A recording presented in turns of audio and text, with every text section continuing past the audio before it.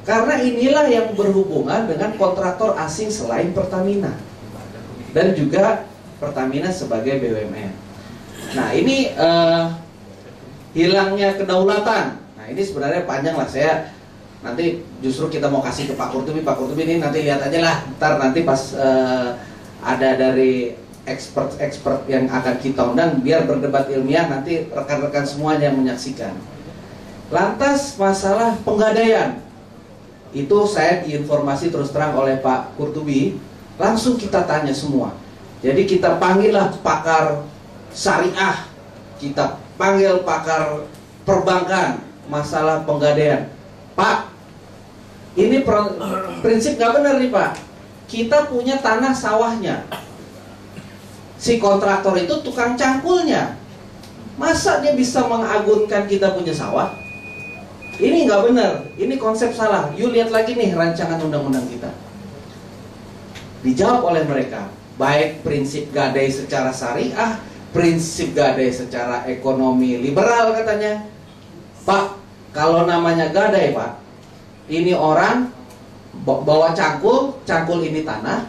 Kalau dia nggak bisa pinjem balikin uang cangkulnya Pak, bukan tanahnya Pak dikasih. Loh jadi ya cangkul yang punya dia yang dikasih ke bank. Oh jadi tanah kita nggak masalah? Tidak. Yang informasi dari Pak Kurtubi terus terang kita telah dengan serius. Kita tanya pakar perbankan, yuk gila semuanya. Kalau kalian menggadaikan apa yang kita punya, coba dilihat. Seminggu balik, yang dikatakan oleh Pak Kurtubi tadi, seminggu balik responnya. Seminggu responnya balik bilang begini, Pak, tidak ada yang dijaminkan aset negara Pak. Loh jadi ini apa ini? Yuk lihat dong koran ini. Dia bilang yang dijaminkan itu adalah pendapatannya Pak. Kalau pendapatan dia hasil nyangkul, itu yang dijaminkan. Tetapi kalau misalkan dia sudah nyangkul, dia dapat uangnya, dia tidak bayar ke kita, dia tidak bisa ngambil asetnya, dia tidak bisa ngambil tanahnya. Yang syariah, coba apa namanya prinsip gadai? Oh kalau gadai Pak, Bapak kasih ke kita emasnya, Bapak kagak bayar, emasnya gua ambil Pak. Tanahnya, kalau Bapak gadai tanah, tanahnya kagak bisa lo bayar, kita punya utang, tanahnya kita ambil Pak. Walaupun kita jualnya syariah bagi hasil bukan bunga. Oh begitu. Jadi kalau misalkan yang soal ini bagaimana?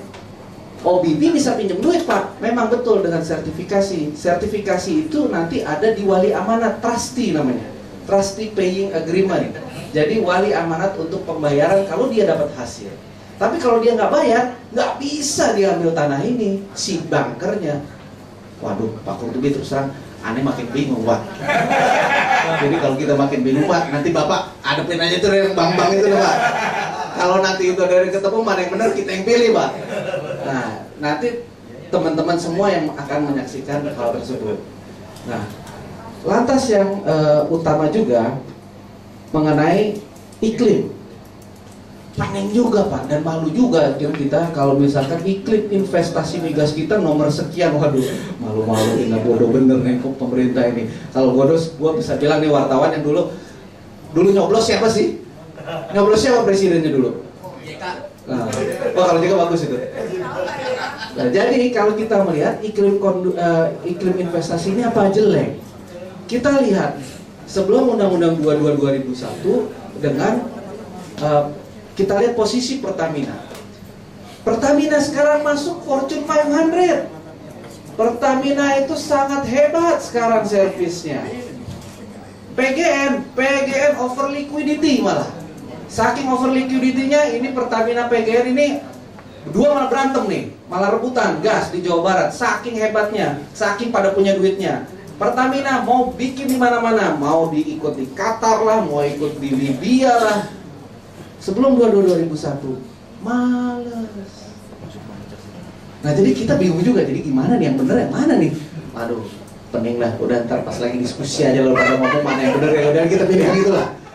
Nah jadi kita ingin minta tolong kepada rekan-rekan semua. Jadi opini ini itu perlu opini berimbang untuk kami juga. Karena informasi tersebut, bayangkan dalam suatu debat, bukan debat publik, acara publik, Ketua KPK mengatakan bahwa ada 20.000 triliun migas. kita 20.000 triliun dari mana ngitungnya bos? Daripada bingung, udah kita panggil nanti izinlah sama Komisi 3 sama Pak Samad, nanti kasih tahu ke kita 20.000 triliun dari mana. Karena tiap tahun aja 400 triliun itu dapat, kurang cost recovery ini itu dapatnya cuma 150-200. Nah itu konsep-konsep tersebut yang kita ingin sebelum nantinya ini setelah kita masukkan di badan legislasi. Jadi tahapannya begini Pak Kurtubi, Pak Irman, kita minggu depan mungkin akan masuk ke badan legislasi.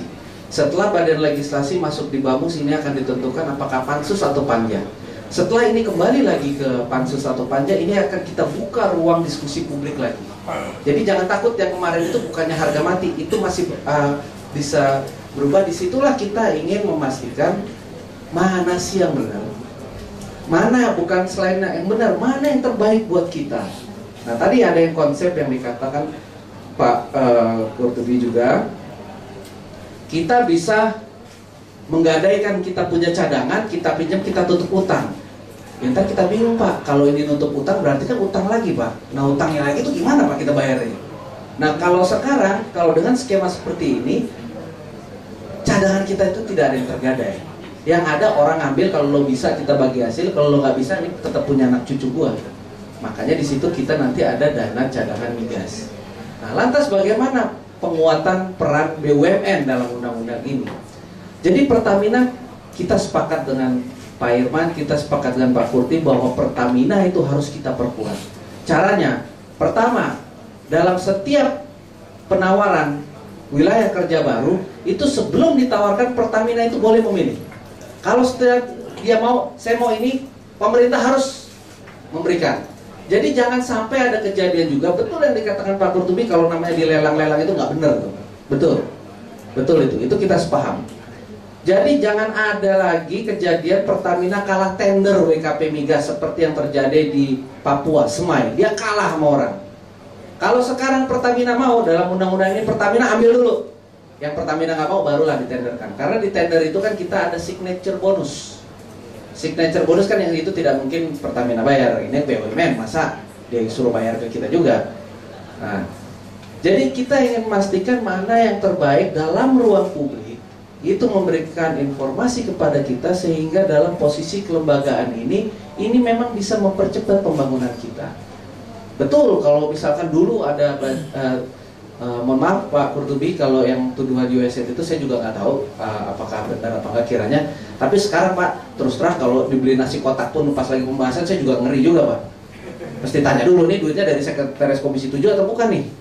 Nanti gara-gara nasi kotak saya beli kaos kampanye dianggap nih, wah ini kaos Exxon ini kaos Chevron ini. Nah, nggak berani lah. Jadi posisi ini yang paling penting supaya dalam ruang publik itu ada informasi yang berimbang. Informasi yang berimbang itulah yang kita inginkan, sehingga kita ini juga memastikan yang benar itu adalah secara substansi, bukan yang berteriak paling keras itu yang paling benar, bukan.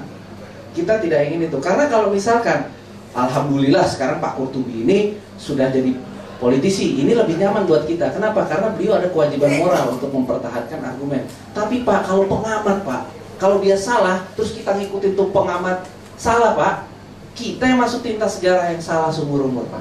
Kalau Pak Kurtubi menjadi politisi, insya Allah masuk DPR Pak, dia harus mempertanggungjawabkan. Memang itulah yang harusnya yang benar.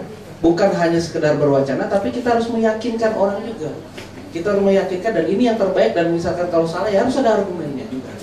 Nah, prinsip tata kelola kelembagaan inilah yang kita ingin pastikan di dalam undang-undang revisi ini, baik di hulu atau di hilir, ini bisa memberikan kemakmuran sebesar-besar masyarakat. Yang tadi katakan Pak Irman, masalah BBM, betul, itu undang-undang 2001 itu tuh undang-undang mungkin pas lagi bahas itu pasal 28 pada ngopi kali. Itu nggak didefinisikan namanya BBM itu apa. Jadi kalau namanya Pertamax tuh BBM atau bukan? Nah kalau sekarang kita ya pinteran dikit lah.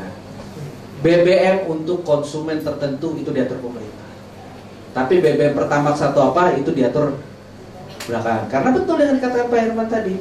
Sekarang kalau dulu konsepnya BBM subsidi itu adalah minyak murah untuk semua orang. Orang naik Mercy, naik Bentley pun bisa beli BBM. Kenapa? Bukannya pemerintah dulu salah, Tapi dulu memang kita itu minyaknya berlebih. Apa yang kita pakai minyak dengan apa yang keluar dari perut bumi itu memang ada lebih. Nah kalau sekarang mulai tahun 2004 minyak itu lebih rendah. Kemarin itu saya ada diskusi dengan Pak Mahfud MD, beliau bagus sekali. Hari Sabtu ada pertanyaan dari satu peserta diskusi, Pak, Bapak ini terlalu American minded.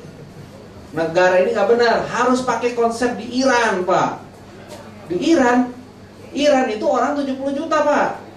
Penghasilan minyaknya satu hari 4 juta.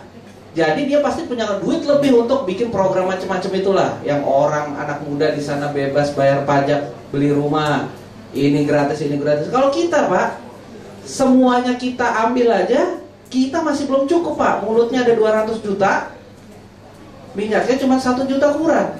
Nah ini dari situ kan terlihat benchmarking ini ngaco. Kita tinggal nunggu aja Pak Qurtubi. Saya mengharap Pak Qurtubi dan Pak Irman ini menjaga benar, Pak. Jangan sampai nanti pengamat sepak bola mau komentar juga, Pak, tentang SKK Migas, Pak. Itu lebih pusing lagi kita.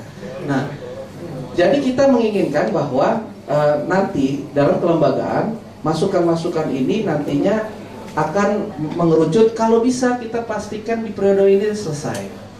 Jadi kita ada jadwal.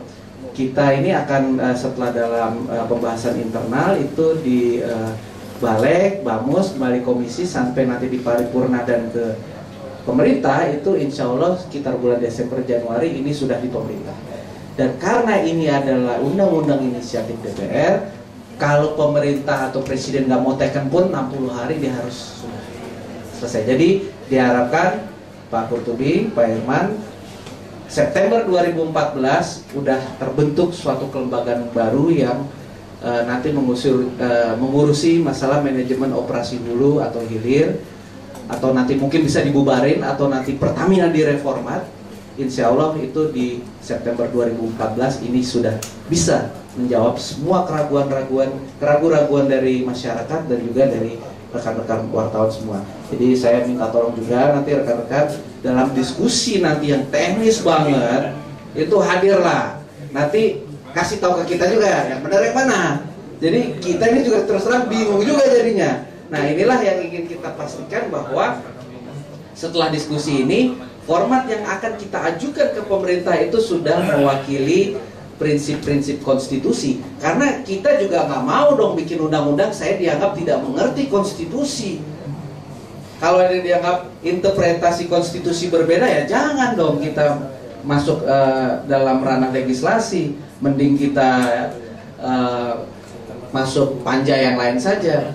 Nah ini yang kita ingin feedback dari publik, kita ingin feedback dari para pengamat, kita ingin feedback dari para ahli.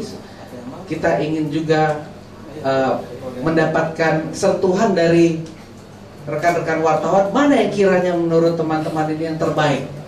Karena insya Allah suara rekan-rekan semua, suara saudara-saudara adalah suara Partai Golkar.